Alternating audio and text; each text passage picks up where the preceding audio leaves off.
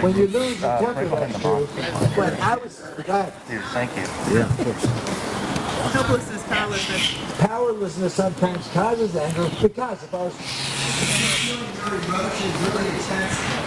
Sometimes it's intense, sometimes it's small. The volume varies.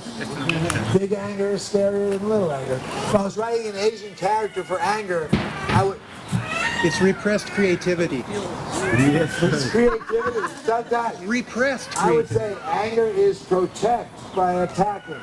Every single person here has a sword. I said, I was doing a group of psychologists, a workshop on anger. And I said, anger is an emotion. I said, what's an emotion? Define emotion. You know what they did? They went... It wasn't a trick question, guys. We deal with emotion for a living. Just give me a simple definition. You know? Then after a while they go, a feeling? Well, yeah, that's what people come up with. But I said, try this out. An emotion is a state of being that you find yourself in. You don't pick it. It's natural and spontaneous. It's as a reaction to whatever you're paying attention to. So whatever you're aware of puts you in a state. That state is an emotion word. Anger is one of those. If my dog dies, I feel sad. I don't choose to feel sad. I don't decide to feel sad.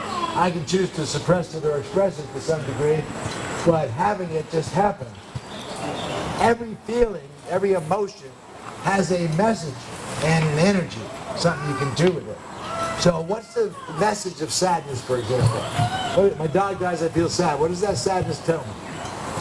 You cared for the dog. I lost something I care about. Yeah. That's sort of the quintessential definition of sadness. Loss of something I cared about.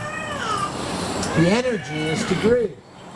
Bury the dog, tell stories, put pictures up, puppy shop, whatever I'm going to do to work through that. That's what the energy is for. If I suppress that, I'm just holding it. If there's a bear coming into the meadow, I get afraid. It's not my fault I'm afraid. I don't choose to get afraid. It's just going to happen. What does that fear tell me? The energy of fear is to run. The message of fear is warning, warning, danger, danger. My alarm's ringing. The energy is get out of the meadow before Cameron. That's personal. I'm just faster than you. Pretty sure, honey, I gotta go. In real life, I hope to God I would try and help him, but you never know what fear's going to do.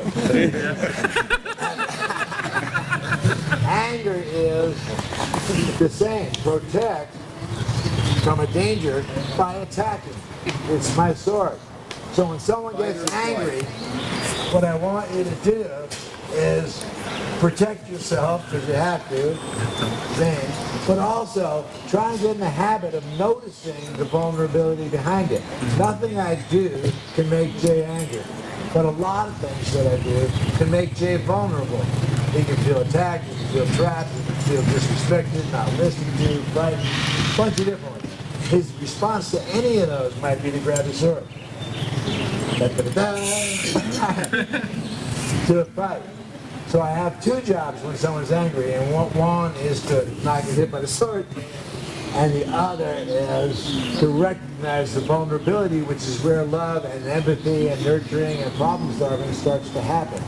Every Jewish mother knows that I grew up with one, I can say this, that sharing vulnerability is more powerful than sharing anger. So she would say, go to the party, I'll just sit here with my head in the oven, don't worry about it. Never mind, Ma, I won't go to the party. I know I want you to go. Oh, God. Great. I'm dating one. All right, so some specific principles. One is responsibility. Responsibility means ability to respond. Try and go through this whole next couple of weeks without blaming anybody for anything. Not yourself, not anybody else. In a humanistic intervention, strategic kind of way, it's not useful.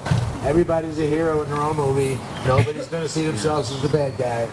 Don't put anybody in that role. Everybody's doing the best they can. Everybody's trying to do something right or good from their point of view. Try and see that. So responsibility means ability to respond. the way you tell the staff and the inmates at a mental hospital is who has the key. Because the staff has more responsibility. They can unlock doors and shit. They're not always the saner ones. No, not necessarily. That varies. Right. Just depends. Right day, right moment, music and lights, whatever's going on. Anything can happen. What does it mean to validate somebody? Yes? Hear their story. Hear their story. Understand the connection. There is. That's well said.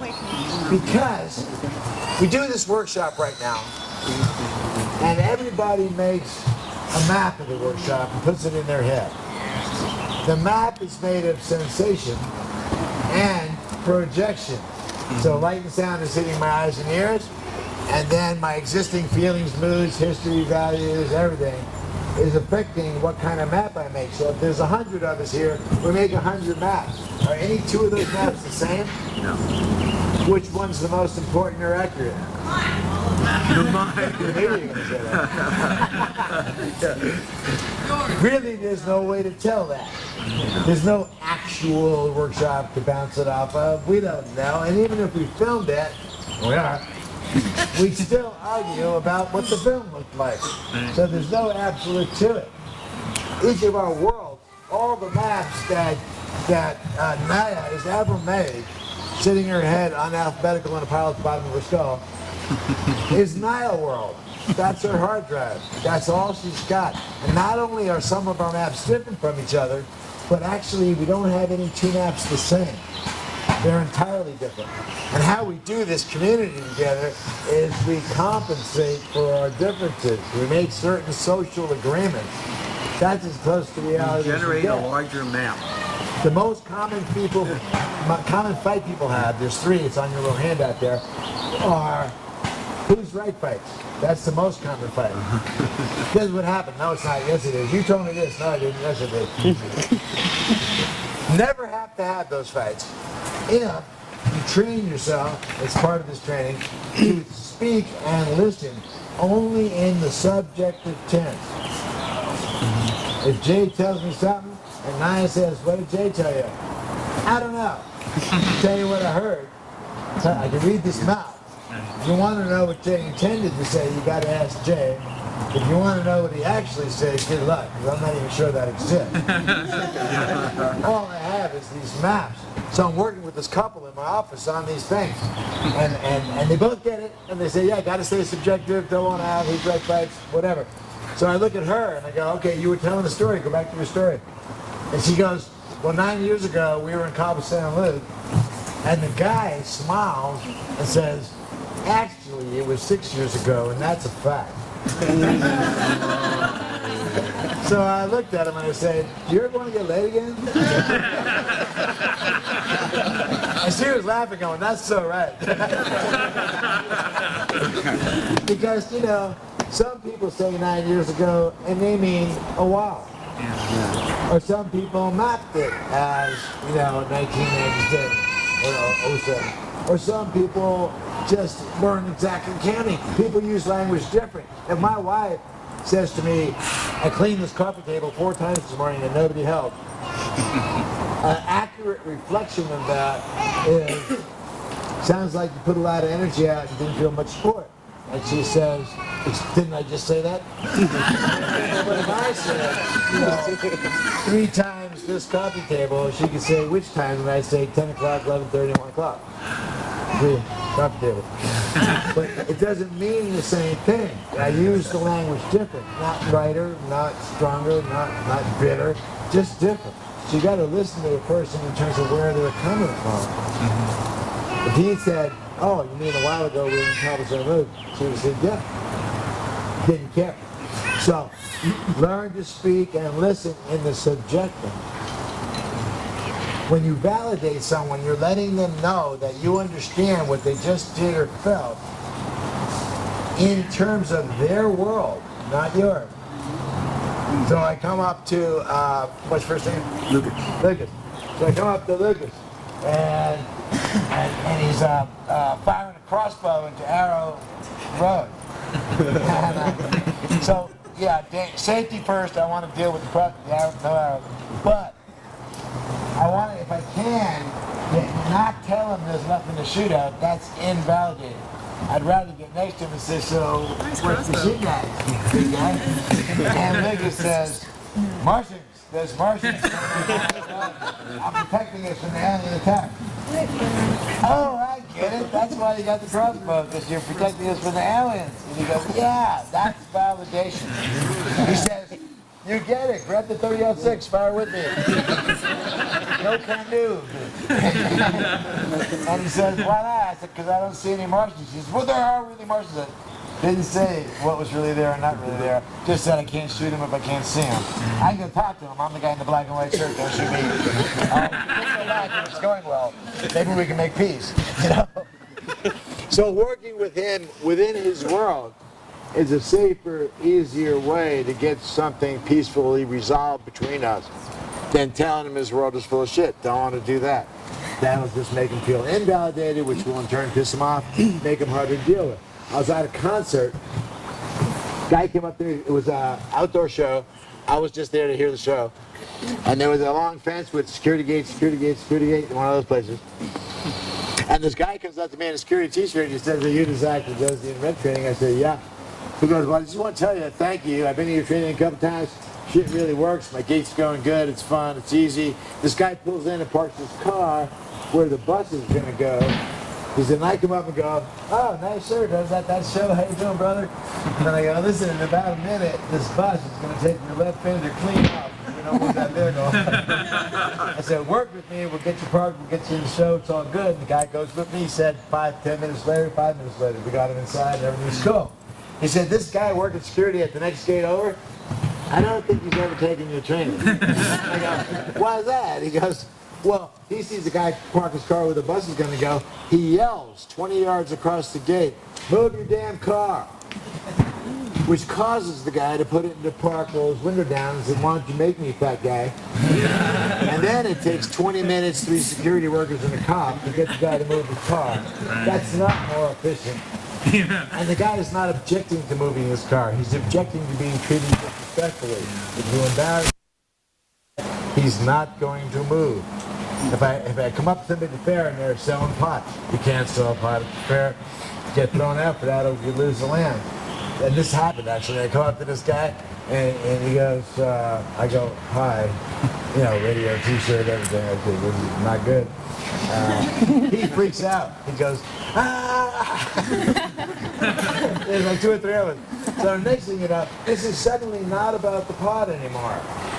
Ground comes before process or content. Ground first. So he goes into this freak out mode. And the next thing you know, we got him lying down in our lap and we're petting him. And who are you with? Where do you live? We're not the cops. We're not the He thought we were putting him in prison for the rest of his life for selling pot or something. He was kidding. So we got him plugged back into his people and we're all good. I mean, that's the more important thing. That we treat each other well, that you stay grounded, that you help people stay calm and safe. And if you can do all that and deal with the business issue, then sure, we want you to do that too. But not at the cost of the other. Some people get a radio and a t-shirt and they think, real power for the first time. I am Deputy J. Okay, you don't move that car now because I told you to. That's a problem. Yeah, I'd rather compensate. I was training University Police, University of Oregon, but these are regular armed cops. And we were doing this kind of workshop, intervention skills. And we did role plays. And the guy said, one of the guys said, I'll do it. I said, okay, so Cameron's 20. He's coming across the campus, and he's obviously drunk. And you go up and you intervene. So we say, okay, go. So the cop comes up and goes, let me have your driver's license address for me. I go, whoa.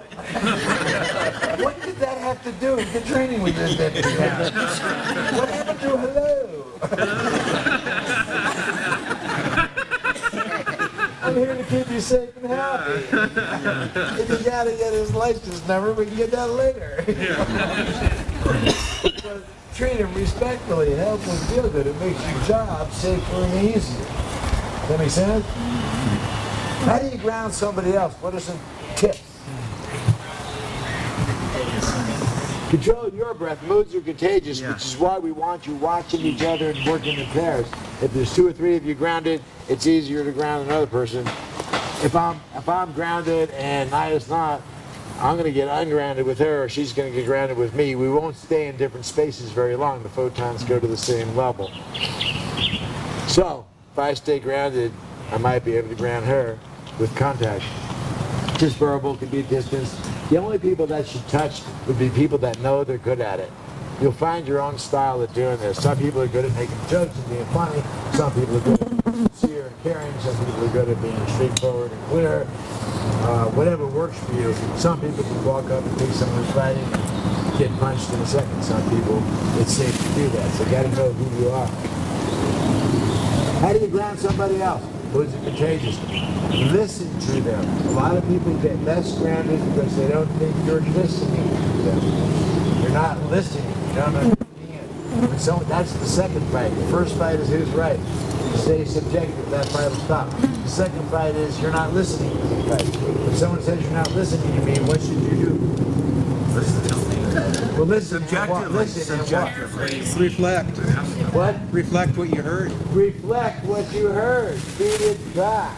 Someone says, you don't understand. Say, here's what I got so far. You're feeling this and seeing it this way. Is that right? If they go, yeah, they know you're listening. If they go, no, they get to go again. Yeah. Drop that and go, sorry, try it again. There are 3 working assumptions. Every time you interact with somebody, you're going to assume, for practical reasons, 3 things, whether they're true or not. You don't have to believe them. They don't have to actually be true. But you're going to go forward as though 3 things are true. One is, he's a hero in his own movie. He's a good guy trying to do the right thing from his point of view. Assume that. So when he tells you what's going on with this, someone sneaking in across the river is not trying to rip us off. They're trying to join the party. And we can show them a safe, constructive way to do that without accusing them of anything. So he's a hero in his own movie. He's playing Peter Pan, he's playing Wendy or Tinkerbell, he's never playing Captain Hook.